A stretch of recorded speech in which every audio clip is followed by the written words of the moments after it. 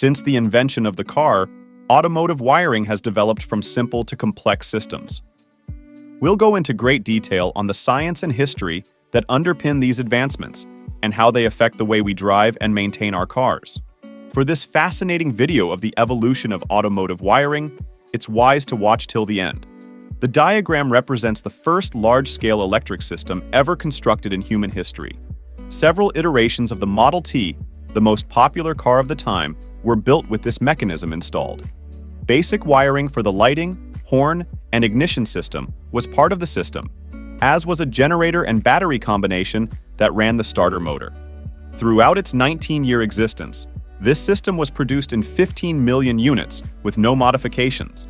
The Ford Model T's electrical system had substantial modifications over time, evolving from a basic setup devoid of a starter to progressively integrating many parts often present in contemporary automotive electrical systems. Since their inception, car electrical systems have consistently advanced, becoming increasingly intricate and sophisticated. Originally, electrical systems in cars such as the Ford Model T employed wire insulated with fabric.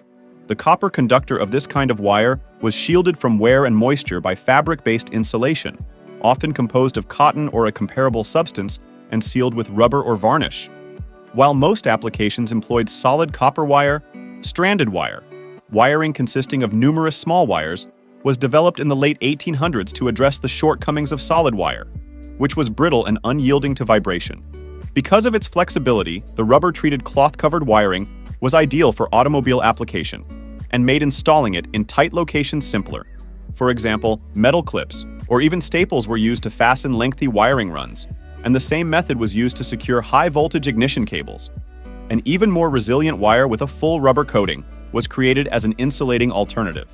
Rubber-insulated wires were more flexible and offered better insulation than fabric-based counterparts, but they eventually broke and were brittle, especially when exposed to heat, light, and certain chemicals.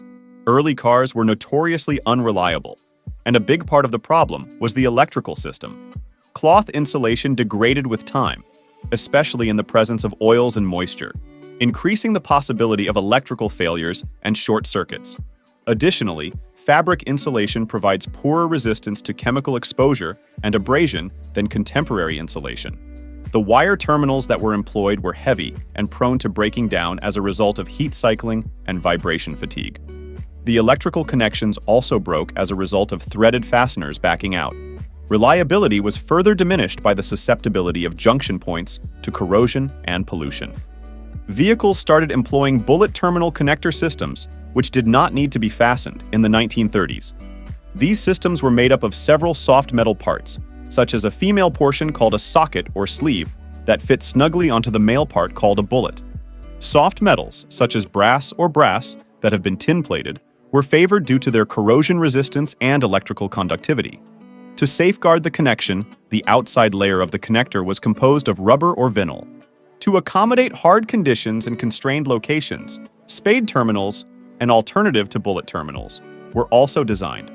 Spade terminals had a flat, spade-shaped male component that formed the main electrical connection and was mechanically attached to the female end via a barrel-shaped, spring-loaded clamp. Occasionally, third-center locking mechanisms were incorporated into the body of the terminal to guarantee secure connections, particularly in high-vibration settings. Spade terminals can be found in several styles, including the 90-degree flag-style spade terminal, and are more compact. Crimping is a method of terminating wire terminals that was first established in the 1930s.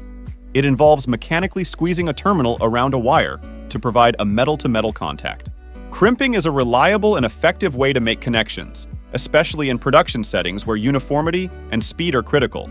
When done correctly, it produces exceptional mechanical strength, high resistance to vibration, and pulling loads without the need for heat.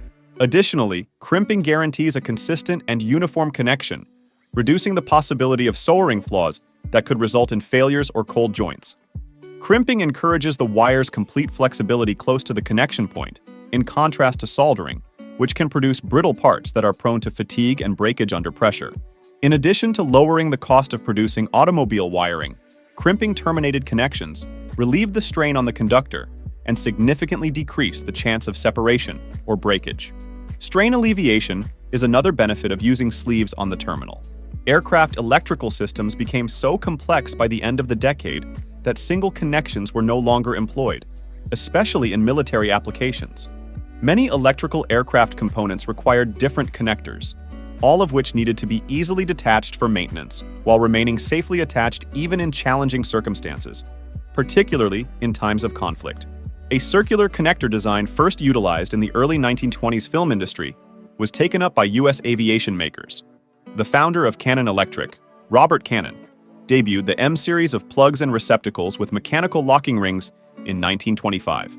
Subsequently, Fox Studios unveiled their version with a threaded connection ring, while Paramount Studios developed their P-series connector for sound cameras.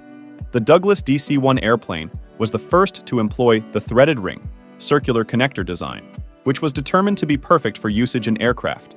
Internal insulators support the contacts in cylindrical or circular connectors, which have two shells with various pin or socket layouts. These connections, which have a barrel, coupling nut, and termination at the rear, are used for panel or chassis mounting. The plug is connected to a wiring bundle. Pins are held in position once wires are connected by an interference lock, and tolerances must be exact during production to avoid breakage or bending. To prevent misalignments, polarized steel or aluminum shells are used. The Department of Defense produced military requirements outlining housing dimensions and layouts as a result of the connection's effectiveness. The original specification, 9534, was replaced by WC 591, which underwent multiple revisions during World War II as a result of intended performance, reliability, and environmental criteria. Within cars, rubber boots were used to secure shells in weak spots and to join them together using friction and a clasp. They weren't as robust as aviation connectors, but they were still suitable for use in automobiles. Wiring harnesses grew denser and more complicated as solid-state electronics advanced automotive electrical systems. To strike a compromise between cost and dependability, chassis wiring harnesses were created with a variety of wire widths, insulation types, sheathing, and connections in mind.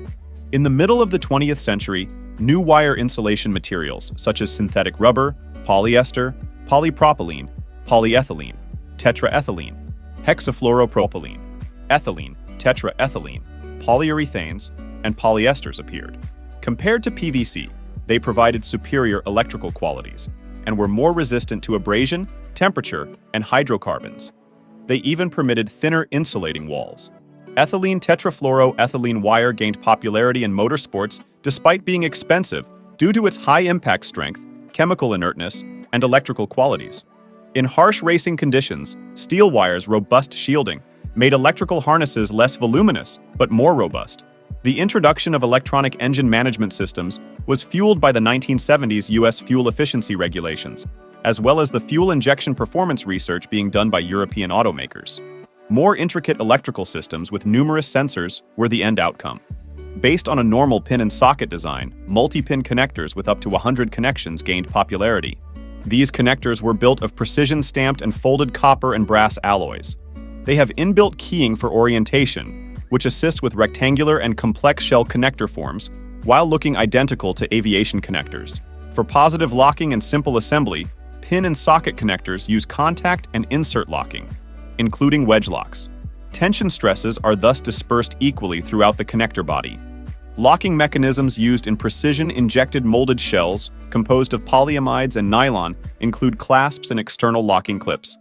Locking mechanisms that limit assembly force may be present in larger connectors. The connector's two ends are weatherproofed using wire gaskets and silicone or Viton seals. When digital engine management gained popularity in the 1980s, chassis wiring harnesses had to deal with a new problem, sending both digital signals and very sensitive analog sensor signals. The high dielectric constant of PVC insulations, which are frequently utilized in wiring, presents a concern. Accordingly, materials having a high dielectric constant are more likely to polarize readily in an electric field, which attenuates and distorts signals at high frequencies. In addition, wires have to manage crosstalk from adjacent lines in thick wiring bundles and function in electrically loud settings. To minimize signal loss at high frequencies, engineers are using materials with low dielectric constants, such as polyethylene and crosslink polyethylene. To prevent electromagnetic interference, Grounded aluminum foil shielding is frequently used to safeguard extremely sensitive signals. With integrated computerization, multiplexing signal protocols are used in automotive electrical systems to assign electronic controllers to various vehicle systems, enabling numerous channels of data exchange over a single physical channel. Basic serial protocols like RS-232, RS-485, and RS-422 that were derived from industrial systems were utilized by the first multiplex systems. These techniques, however, had problems with noise susceptibility and constrained bit rates. To improve noise immunity, engineers have created balanced serial communication, which makes use of two twisted signal cables. By evenly affecting both signals, the use of two signal wires lessens the impact of noise and enables the receiver to cancel it out by deducting the inverted signal from the positive signal. When compared to single-ended serial transmission, this approach enhances noise immunity and allows for faster, more dependable communication over longer distances. Automotive serial communication protocols first appeared in the 1980s. General Motors employed the Klein line, J1850 and SE, which were slow and unreliable. Bosch introduced the Multi-Master Serial Bus, or Controller Area Network, CAN bus protocol, in 1986. It enables strong, conflict-free communication between numerous nodes over the same channel, offering a quicker and more dependable communication protocol for intermodule and diagnostic communication. In the 1990s, the CAN bus was accepted by the car industry as a digital communication standard. The standard uses a differential signal to filter out noise and prioritize error detection and message transmission. The standard has developed over time to accommodate larger payloads and quicker transmission rates. Multiple networks are used by modern cars to service subsystems with various requirements. While infotainment systems require high data speeds, some systems, such as airbags, ABS, and engine management, need dependable links with low latency. For essential systems, CAN bus networks are used, and other protocols are frequently used for non-critical tasks. Multiplexing networks reduce maintenance and troubleshooting costs, but they also require investment in tools and training. Automotive wiring has seen a remarkable journey from its inception to sophisticated systems. Appreciating engineering achievements is made possible by knowing the science behind them. This crucial component has a bright future ahead of it. For more videos, hit the like, share, and subscribe buttons, as well as the notification bell to know when we upload fresh videos in the series.